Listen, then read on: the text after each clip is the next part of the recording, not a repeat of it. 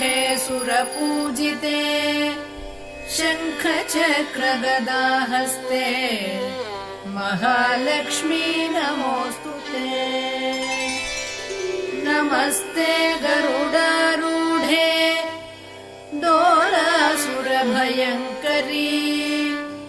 सर्वपापहरे देवी महालक्ष्मी नमोऽस्तु ते।